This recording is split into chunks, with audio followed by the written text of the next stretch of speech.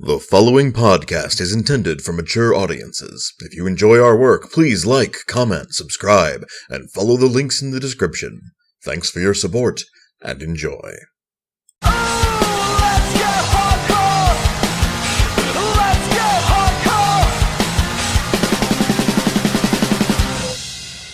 Greetings and salutations, listeners. I, Eric J. Chucky, joined, as always, by my evil brother who turns into a snake and then goes, bah, and stabs me, the boy. That's true. We were 8. This is the Two Nerds Podcast. Today is going to be one of those days because we were talking about Thor Ragnarok. This one might be a contentious podcast. Not for between us and you, listener, but between me and White. We both, I think it's fair to say, both really enjoyed the movie. Yeah, I'd watch it a second time. I mean, maybe not like immediately, but I'd watch it a second time. But I think I enjoyed it more, and I think Spork has some criticisms that I might be interested in hearing. But in any case, I think it's spoiler-free review. We can jump right into that. Yeah, let's just go ahead and get right into that. Spoiler-free review, it's fun, but not heavy. Yeah, this one's a popcorn flick. Like all the Thor movies. I'm not... Well, the second one was a little weighty. Yeah, there was a little weight to it, but it wasn't like... But, alright, so... That's not to say stuff doesn't happen. Stuff happens. Weighty shit happens. Like, very important... This isn't spoilery. Really important and really, like, substantive character progression happens, which is, one, kind of new for the Thor movies, and two, not really the status quo for the MCU. So it's an interesting movie, and it's one I think you'll want to watch if you're into the MCU, just so you know why so much is different about certain characters. So, but it was a fun watch. I would say go see it if you like... Someone asked me on Facebook, and I said, if you're interested, if you like the MCU movies in general, you'll like Thor Ragnarok. Yeah. Thor Ragnarok gets middle of the pack for me in terms of rating the Marvel movies. But only because there are so many good ones. Like, yeah, if this thing were not batting in the same weight class as Age of Ultron and Civil War and Winter Soldier, then and like Iron Man and Iron Man 3 and yes, that's right, Fight Me, and Mandarin the first Fags. Avenger. Like, it's got a lot of competition and there are only so many movies, but this is like, it's still really good. But it's not heavy. It is the thing. You can watch it and it's fun, and you're not gonna walk away going, "Oh man, I need to lie down." There was no moment like there is in most Guardians of the Galaxy movies where I feel like my soul is under direct attack. But it is actually very similar to a Guardians of the Galaxy movie tonally, and I think that's a good thing. Yeah, I feel like it helps bridge the Guardians of the Galaxy movie's tone into the main MCU thread really easily. And this was probably the most cosmic movie that Thor has done. Because he ventured outside the 9 realms into, like, the greater universe, and thus bridges technologically and helps fold the Guardians in, helps make it fit a little better. Yep. But that's the spoiler-free version. It's spoiler time. I guess there are probably spoilers we can talk about. Well, I feel like you can just talk about the movie, and then what spoilers happen. Well, yeah. Sometimes I like to know ahead of time if there's really going to be anything we spoil, but probably here. Where to begin? I'd say in this particular case, as like tropey as it is, the beginning. Like, this movie starts off as a Thor movie. It starts off with the Immigrant Song from the trailer, which is nice, and it starts off with like a cool battle where Thor's using his hammer and smashing up dudes in Muspelheim. And like it's works to set up the premise of the movie that Thor is trying to avert the end of the world, avert Ragnarok, and it's fun and it sets the tone really, really quickly because it starts off with this what seems like narration, like over narration of Thor talking to us the viewer, and it ends up being Thor chatting with a skeleton in his cell because he's bored, and like it sets the tone where it will undercut its big dramatic moments viciously. I don't think there's a single really dramatic moment in this movie that doesn't get the knees taken out from under it by a joke. Yeah, I don't know if I go that far. I think the joke either provides levity or amplifies the human element of the important moment. I'm not saying it's bad. No, and that's why I wanted to clarify. Because there's one joke that, while I love the joke, I think was a misstep. But I'll get to that because it's really near the end of the movie. I think that wasn't a moment you should have joked about. Like right then, I feel like it helped. Oh yeah. It sucked some of the weight, some of the impact out of a moment that should have been very weighty. But aside from that literal one joke, I feel like the movie's willingness to not take itself too seriously is its biggest strength. I would agree. That and the visuals are incredible. Yeah, I mean, yeah. But plot-wise, it's not a terribly complex movie, I wouldn't say. No, it leans pretty heavily on common enough tropes that you kind of see where everything is going as elements are laid out. Like, you're always 2 or 3 steps ahead of the plot, and that's not a bad thing. No. This movie isn't going to... It's not asking anything of you, man. It just wants you to look at the pretty colors and listen to the funny jokes and have a good time. That's not bad. No. I figured we should run through the plot and talk about what we liked and didn't like. I mean, I'm having a hard time finding an anchor, so please take the lead on this one. All right. So we start off with Thor Muspelheim. He, destroys Surtur. Yeah, bants with him for a while. That was fun. Yeah, bants with Surtur for a while. Well, and it's a good scene because it also sets up a reminder of how important Mjolnir is to him. Yeah. How much it means to him, how important it is to his fighting style, how much Thor and Mjolnir are sort of one unit when it comes to battle. And that's good. That's really important because it also helps showcase how badass he is with it. Yeah, because it's been since Age of Ultron that we've seen Thor, and we've had a lot of movies since then. And we've had a lot of time to forget. Yeah. I'm not gonna, because I'm a comics dude, but if Sure. you just watch the movies, I could easily understand you just not remembering how badass Thor is. So there's a channel I watch on YouTube, shout out to talking about better content on your content, Cinema Wins. They have this term for when this happens, and it's badass good guy. And yeah, that's important to remind the audience about. And that a lot of that badass is intrinsic to Mjolnir. Yeah.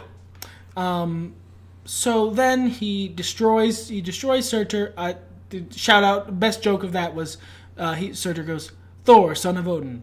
Thor goes, Surtur, son of a bitch, you're still alive. That was pretty funny. There were a lot of good jokes in there, though. Now, that's the first time they undercut the tone, and that sets the tone for the movie. Sure.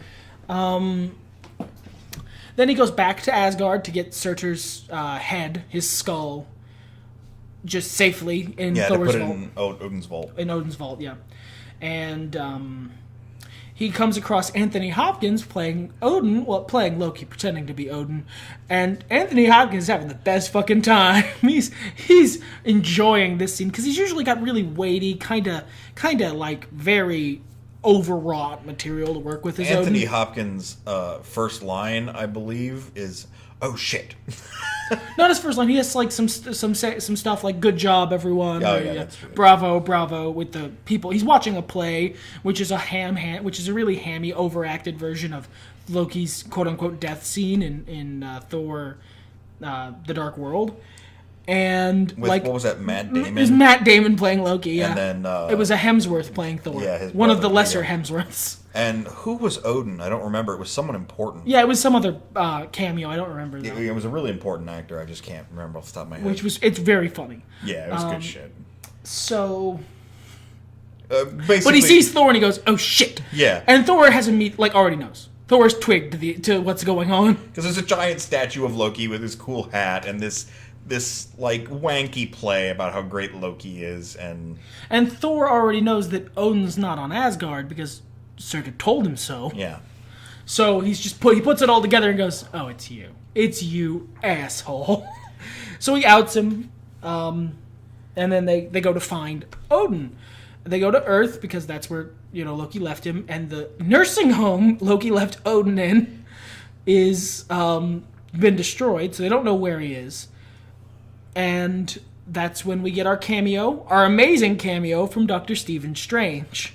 This was the Doctor Strange I wanted in the Doctor Strange movie. I understand it's an origin story, but I can still be upset.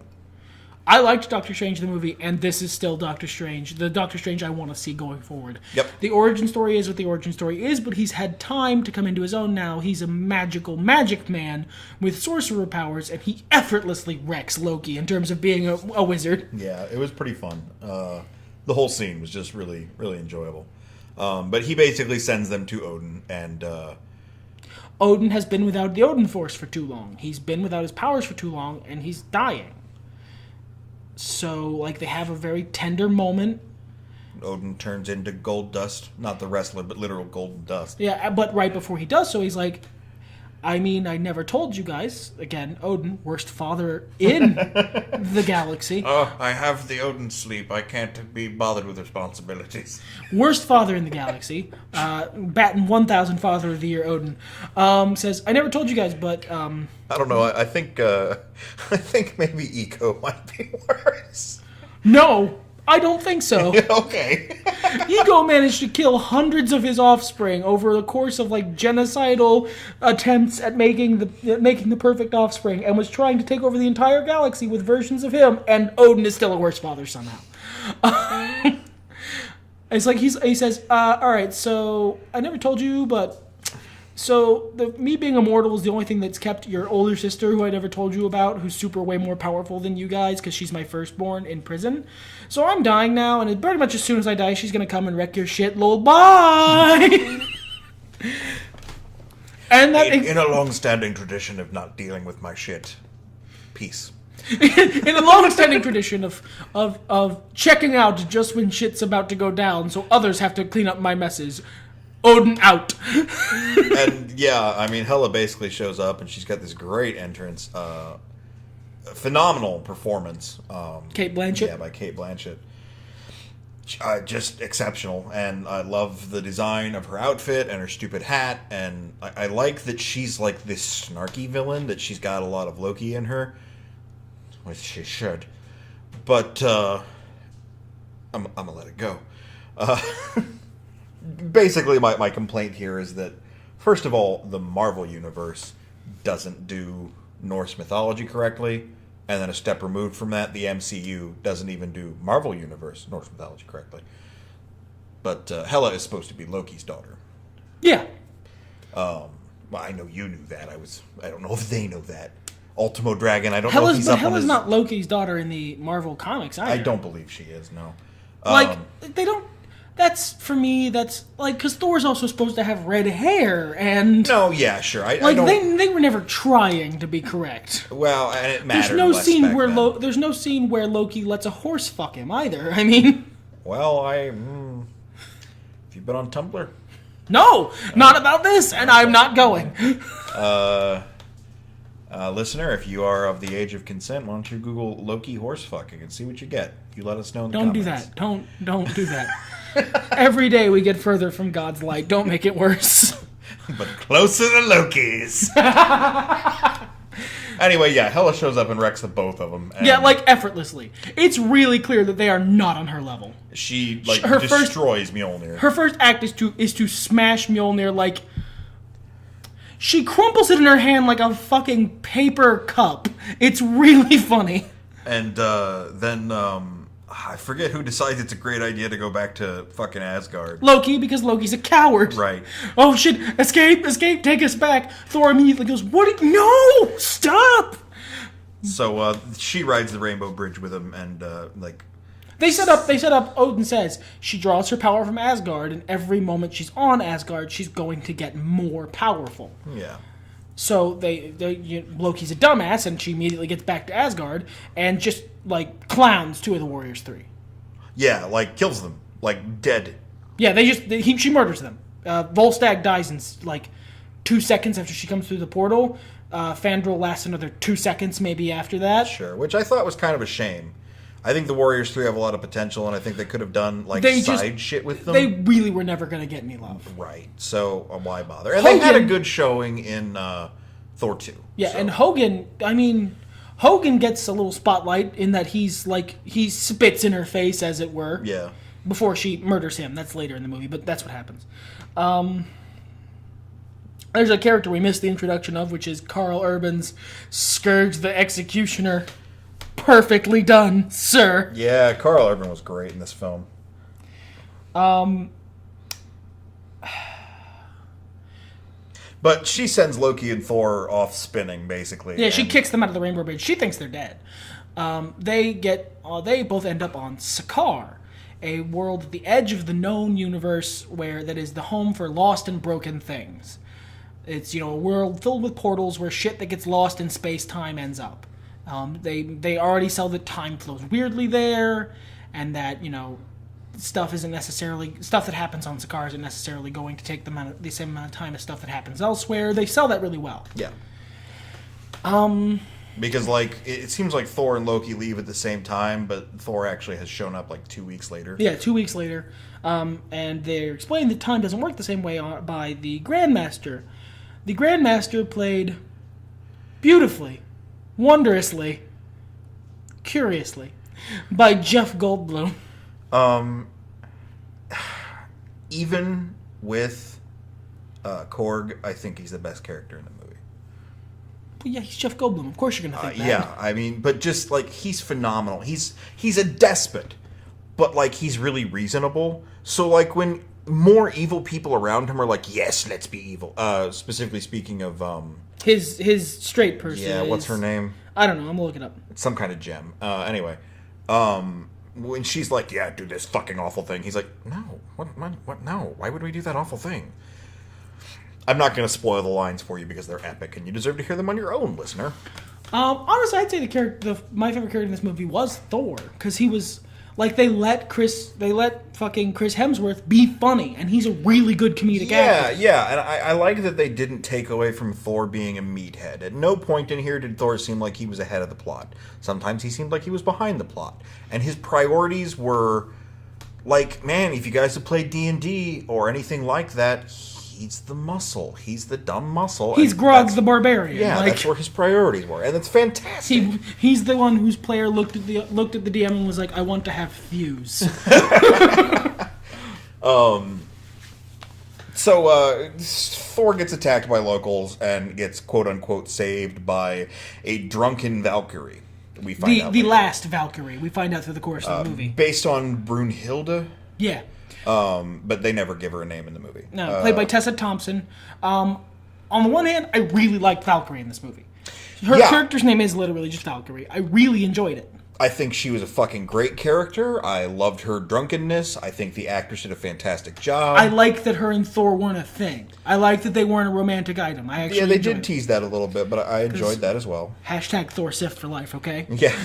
Well, and that brings me to one of my actual criticisms is, as much as I like this character, this could have been Sif. Yeah, Sif could have fucked off because Loki was in charge and Odin, or as she saw it, Odin had gone mad, so she just got lost and ended up on Sakaar, drunken and disillusioned. And then when Thor shows up, she's like, oh, it's you. Great, well, I mean, you abandoned us in our time of need, so I don't really care. Sure. But they wanted to cast somebody new, and they wanted to bring a fresh face. That's about the best way I can phrase that. To the part. So well, I think she did a great job. I'm not trying to take away from this character at all. I just, as someone who really likes Sif and as a character that's already been established, if you're going to kill off the Warriors 3 ostensibly because you have too many characters, however you want to specifically slice that, that's the over reason. And you want to introduce new characters who fit the tone that you're going for a little better, like Korg and Meek. Yeah. Then bringing in Sif 2 Electric Boogaloo, I don't know, is what you need to be doing. Yeah, she's not, though. Sif is very restrained, and she's very much an honorable warrior. Sure. Valkyrie is a brawler. Yeah, but at the same time, the official reason Sif wasn't in this movie is because people would get confused. Because they're too similar. Which is stupid. But, I mean, look, the other option was they were going to kill her. Sure. If Sif had been in this movie, she'd be dead. Well, I don't know that, because if she'd occupied the exact same space as Valkyrie, that would have given her a great emotional, revenge thing toward the end of the movie. Where she was getting vengeance for the Warriors 3. Finds out the Warriors 3 go out, and she's because he drops the, what are your names? The Revengers. I liked that. That's for me.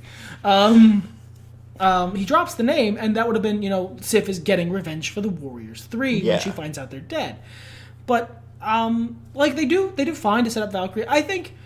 I think this maybe should have been Sif 2. I love Valkyrie. I think she's a great character going forward.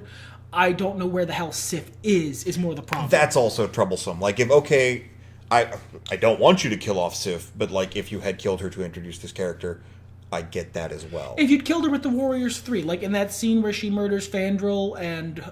Or if somebody even fucking mentioned her and was like, what of Sif? Like when Thor found fucking... Heimdall, yes. He was like, oh, what of Lady Sif? Can she assist us in this? And he's like, no, Lady Sif is on Earth assisting this person. Lady Sif has not been seen in some time. Or even that. Like Lady Sif is beyond the range of my sight. That's a cool mystery. Yeah, you can do stuff with that later, but... Because she's not... He doesn't say she's dead, but it'll just be like, where is Sif? She's beyond the range of my sight. I know not where. And then you could just have her be like, Sif does a lot of shit for Agents of S.H.I.E.L.D. She's on there all the time. Put her on Agents of S.H.I.E.L.D. for a season and a half as their, Asgardian hammer, and then have her go back into one of the main movies, tie it in. I just feel like it was wasted potential. And maybe it happened to delete a scene or something, and they were just like, that's not... I mean, she is listed in the movie's credits as Sif. Sure, okay. So it's probably a deleted scene or something like that. I heard they deleted a lot of fun stuff from this, so I'd be curious to see this on DVD. Just for running time, I assume? Probably. I mean, it wasn't an incredibly long movie, but like with an action movie like this, with a plot as thin as it is, you want to keep it going. Yeah, you want to cut fat because you don't want the plot to slow down enough for people to go, wait a minute, this is a little lame. So long story short, after a delightful Willy Wonka homage, Thor is thrown into their local coliseum to try to earn his freedom, and to do so, he has to fight the champion, who is the Hulk. Briefly before he fights the champion, he is introduced to Korg, and this is an incredible interpretation of the character of Korg. By the director of the movie, Taika Waititi. I pronounced that wrong. I'm making my peace with it because I'm going to say it a lot. He's great in this. He's a great director. He brought great tone to the movie, and he is great as Korg. Just, like, fantastic, friendly, lighthearted, a little dim, but incredibly well-meaning, and... just a little bit of ray of sunshine. He was my second favorite character in this film. I would say Sam. Him or the Grandmaster. Like, for me, Thor is best, right. But, like, it's tied for second. Korg has more fun. I really liked... Grandmaster has a little more to do. Loki's arc in this film. I like Loki and Thor's arc in this film. Sure, that's important, too. And there's something I want to touch on a little later. I feel like we hit our stride. I do want to go through the rest of the plot really quickly, but I feel like we don't really need to go point by point over the rest of it. Well, I mean, there's not much left to do. Is they eventually, they get back to Asgard. They get back to Asgard after some hijinks, and you see Mark Ruffalo as Bruce Banner again for a while. They do bring him up to Comics Hulk, where Hulk talks and has a personality of his own, which I liked. Yes, I'm not a big fan of the Hulk. But if I'm going to watch a Hulk, I want a guy who has a character and not just meat machine. Just grunk smash puny god. I want Braun Strowman, not Brock Lesnar. Yeah. And it's very, like, there's fun bits, like when Loki first sees Hulk, he's like, I have to get off this planet. Yeah. Which, it just is super in character, and it's super respective of the continuity they've established. Yeah, it's nice. Respectful, not respective. That's a different word. But they get back to Asgard, and Hela is just wrecking them. They establish early on, like in the fight with the Hulk, that Thor has lightning powers now that he didn't have before. Yeah. Like, he's unlocking his full potential. That's really well established. They fight Hela. It's clear they're not going to win. No. Yeah. And actually, this is something I did want to bring up because they leave without Loki. Loki tries to betray Thor at the last second, and Thor's like, that's cute and everything, but he traps him with a device that he got trapped by earlier.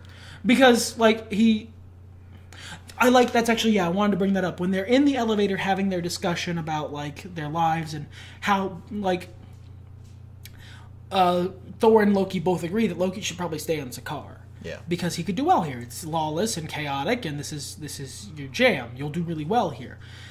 And Thor finally lets Loki go. He finally stops trying to fix him. Yeah, that was a very important character moment.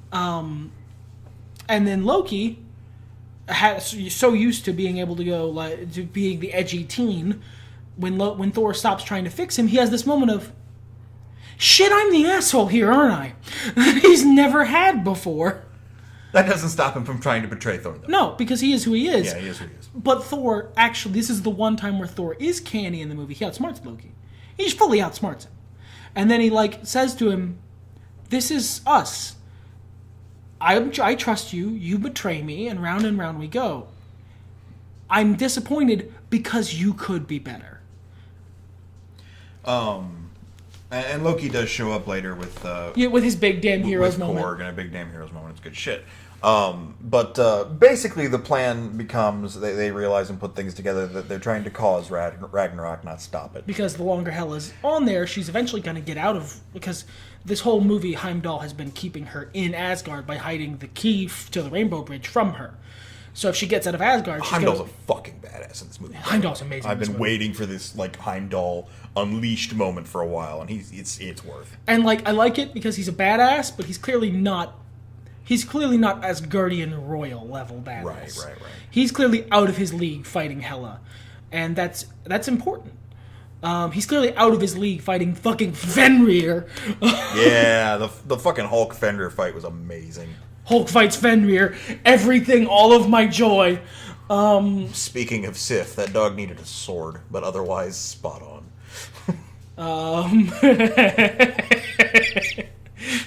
I don't want Spin Doggo in. No, but actually, speaking of Dark Souls, there were a lot of fucking fights in this movie where I was like, I felt Dark Souls tense, and I was like, oh man, just Kitnish Grundle and wail on him. That's the key. That's all you gotta do, Thor. So they realize they have to destroy Asgard. They have to save the people because this becomes a recurring phrase in the movie. Asgard isn't a place; it's a people. So Thor has to save his people and destroy Asgard as a realm. That way he can stop Hela. So they have to get Thor distracts Hela while they get into the... While Loki steals into the vault and grabs Surtur's skull and tosses it into the thing. Magic fire. Has just a little moment where he casually, like, he's walking through, he walks by the Tesseract and stops and looks at it, and they cut away, and when they cut back, he has Surtur's skull at the Everflame, or whatever it's called, the Eternal Flame. And they don't really touch on that little pause, which means... Loki has the Tesseract. So Surtur gets up and fights and shit. But before that, there's the key moment of the film where Hela has kicked Thor's ass like to the brink, and he goes to this mental place that was the same place where Odin died, and he has this conversation with him about like, I can't do it, pops. And this line I am going to spoil for you because it's fucking great. And it gives you an idea of the movie. He goes, I can't fight her without my hammer. And Odin looks at him and says, what are you, Thor, god of hammers? It's good shit. And, there's a fight after that. And I bring this up specifically because I like to think that while Loki was laying there on the floor being electrocuted before he got accidentally rescued by Korg, that he had a similar moment. That we didn't see, but like that he went into his mind in that special place after all this speeching from Thor, and he had a little talk with Dad, and that's why he rode in to be the hero. He had his moment, his come to Odin moment. Yes, his come to Odin moment. And it's great. They replay the Immigrant Song once Thor goes full God of Thunder, and they make Thor Odin 2.0 because Hela cuts out one of his eyes. Which is super cool. Yeah, they did that too. That was pretty cool. Just fantastic stuff. Scourge gets his scene. Oh. The Scourge scene. When they told me Scourge the Executioner was in this movie, I wanted one thing. They didn't give it to me all the way. Because there is one thing that I love Scourge the Executioner for, and it's Galarbu. I don't know how to say that word. It's him holding back the armies of hell with two M16s that he found, and like just standing in between the heroes and the entire army of hell to let them get away. He does it for a little bit for the citizens of Asgard, but it's not. But if they let him do it all the way, he would have been the hero of the movie, so I understand why. Yeah, sure. But I mean, it is the armies of hell, and it is fucking... And he is the one who stands alone. He stands alone between the armies of hell and innocence. And it's good. Yeah, it's a great heel face turn moment, which, I mean, they foreshadow for a while. And they spend the whole movie foreshadowing that Scourge is basically just a goon who's in over his head. And he knows it. It's good. I mean, it's a good moment. It's exactly what you want to see happen. I love it especially because just like the comic is based on, he fires those guns for so long. Yeah. And they have so many more bullets than they should. Whatever. I don't care at all. But they wake up Surtur. Surtur fucks up Asgard, and thus Hela has no power. Surtur murders her. Yeah. Straight up, he shoves a sword bigger than most buildings on her, and then she puffs into smoke. Yeah. It's not ambiguous. No, yeah, it gets right. And then he blows up Asgard, and there's a moment where Surtur is in the middle of destroying Asgard, and you should have let that moment sit. Make a joke about it once it's done, that's fine, but let that moment sit. And unfortunately, over it, Korg is actively snarking over the whole thing. And I think that's one of the few times I can say something in this movie was a real misstep. That should not have been there. Yeah, I mean, you want to bring levity, but I feel like the Hulk's thing with wanting to fight Surtur was giant monster. Yeah, that's the levity you need. But let Asgard's final death be. Let it exist. Let it be. Let there be some tragedy here without feeling the need to make a quip over it. That I think is the one misstep of the jokes in this movie. The one real severe one is, it's basically the apocalypse of their entire planet over it, and you're snarking over it. Yeah. I mean, it was good jokes, but tonally for the movie, come on. But then that's the thing. The joke is funny. Yeah. They go off in their spaceship, and there's a teaser at the end of uh-oh, Thanos, so... Thanos gonna give it to you. Is what's gonna happen. That's the plot. We don't usually run down point for point, but I felt like it was the best way to highlight all the stuff we liked and didn't like. Yeah, I think so too. And there's a lot of other stuff. I feel like the Thor movies in general, I feel like this opens up potential, and that makes me hope they do more shit. Destroying Asgard opens up potential for the best Thor stuff. Yeah. Because the best Thor stuff doesn't happen on Asgard. No. In Thor comic books, Asgard is the place where politics and bullshit happens, and Thor gets thrown out and has to go have fun adventures in space. This opens that possibility up. Mm-hmm. So I hope this isn't the last Thor movie we get. Might be. I mean, Hemsworth might be kicking it in Infinity War. Yeah. I don't think they'll have him kick it right after he becomes Odin 2.0. I think they'll probably have him fight the Infinity War against Thanos and then focus on ruling his kingdom. Maybe. Who knows? Marvel. Disney. Yeah. Yeah, I mean, this wasn't an emotionally, deep movie. It wasn't it was not any of the Captain America films. Even Winter Soldier, which I would say is probably the weakest of them.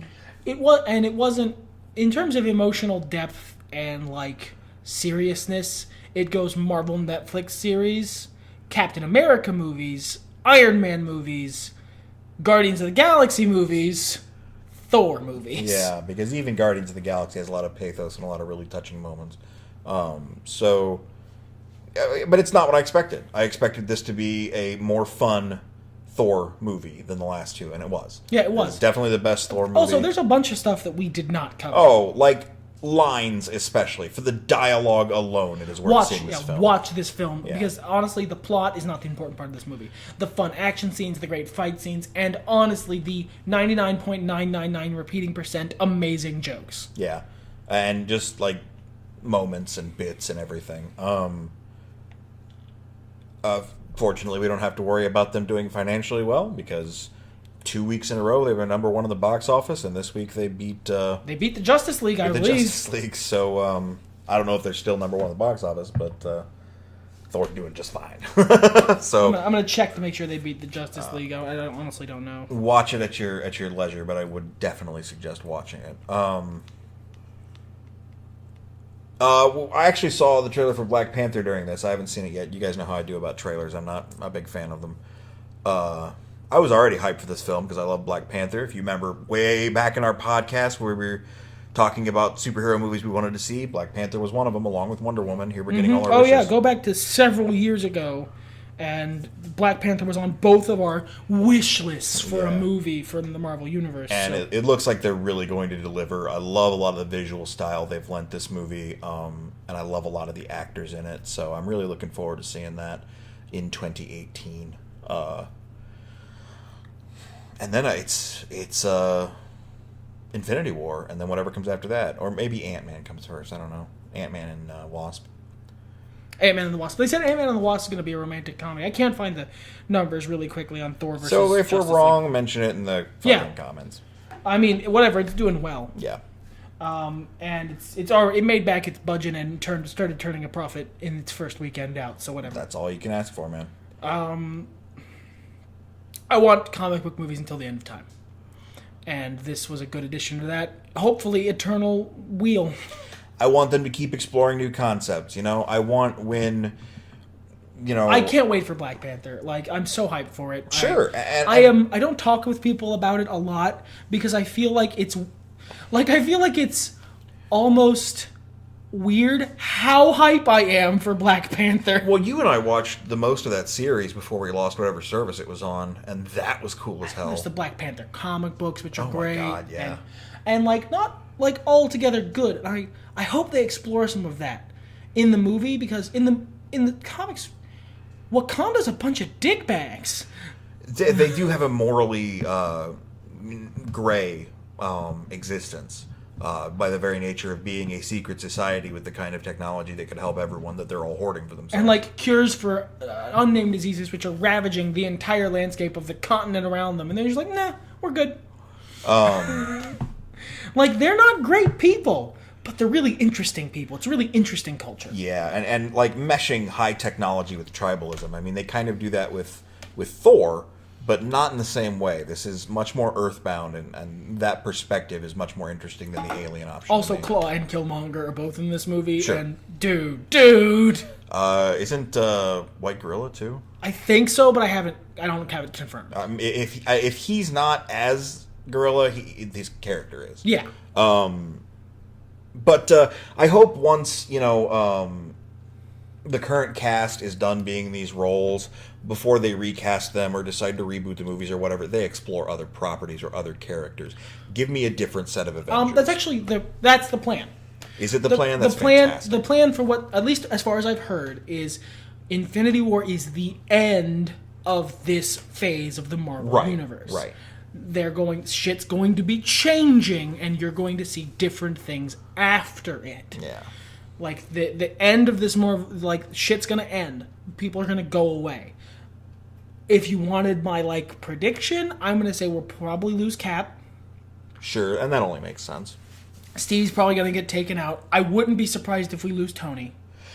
Or if Tony becomes such a non-active role that he's only there for, bit parts and stuff. Bit parts and, background stuff. But I wouldn't be surprised if he just dies. Sure. I'd put money on us losing Thor, not to death, but to needing to take care of his people. Yeah, it would be nice to be able to focus on the other characters for a little while. And, I imagine we'll see a lot more, Vision and Scarlet Witch and Falcon and Doctor Strange and, the newer cast, the second wave, in addition to some people from a third wave. Sure. I have to wonder if that's not part of why Disney is angling so hard to get the X-Men, if they'd after this phase is over, to start doing mutant shit. Because that would kind of tonally make sense. Yeah, because they did the Inhumans on Agents of S.H.I.E.L.D., and they basically just used Inhuman as, they Control-F the word mutant and put it in Inhuman. Oh, did they? There's a bunch of characters who are mutants. They're mutants. Who are Inhumans now? Yeah, who are Inhumans. And then they did the Inhuman series. That flopped. Yeah, I didn't hear good things about it. I was kind of curious about it, but, it just never came across my dashboard, as it were. You know Medusa? Yeah. Yeah. Remember Medusa the Inhuman? I believe her name's Medusa. Yeah. What's her thing? What's her power? Prehensile hair. Yeah. You know what they do in the first fucking episode of the Inhumans? Shave her head. Well, that's They do that in the first episode. That's Mute Cyclops Deadpool bad. You just did. It's because it's expensive. Sure. The prehensile hair is expensive. Sure.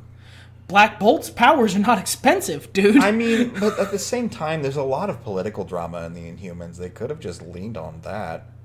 But every time you show Medusa on screen, I guess several $1,000s in prehensile hair CGI, or we could just shave her head. That's kind of stupid. Yeah, it's very stupid. I resolved that as much as I don't want to ever be the responsible for comic book stuff not happening, I don't think I'm watching the Inhumans. I've heard interesting things. I'm curious about the Runaways and the other Marvel show Fox is doing. The other, like, the horror movie they made. Yeah, the suspense thing. That New Mutants, very, I believe it's what it's based on. Yeah, I believe so. I was hoping it was some Guthries, but it's not. Like, I think it's based somewhere around, like, in somewhere closer to, like, the old Logan timeline where the rest of the mutants are gone. I would love, for the record, to see the Guthries in anything, please. I think they get ignored out of all of the fucking X-Men families, like, the Summerses and so on and so forth. I barely know who you're talking about. Oh my god, fucking Icarus and Husk, and anyway. We've kind of rambled on for a little while here, more than it was It warranted. became sort of a we covered the movie, what we liked, what we didn't like, but there's so much in the MCU, so much coming, so much I'm excited for, so much that I'm nervous about. This next phase is going to be iffy, because if you lose a bunch of your tent poles... I would be surprised if they tent stay up? sacrificed all the tent poles. Not all, but if you lose a bunch, does the tent stay up? I think it would. There's a reason Marvel Comics has endured for all these years. I mean, I know the comic book industry specifically isn't doing great, but Marvel's still a fucking household name. That's true. You could put Spider-Man, like 2 movies from now, put Spider-Man on the actual Avengers once he's a grown-up. Sure. That would be cool. That would be great to see. Ant-Man and the Wasp taking on a bigger role. Fucking Thunderbolts would be cool. Better or worse, Carol's going to be around. Sure. I really like her actress, so I'm hoping it's for better. I'm hoping they Tony Stark her. I hope they give her the RDJ treatment. I hope that I like Carol Danvers after this, because I sure as fuck don't like the comics character. But yeah, we rambled on for a while. Yeah. I like Marvel stuff. You know why we rambled on for a while? Because everything's better when nerds talk about it. Damn right. Fuck it, let's get hot.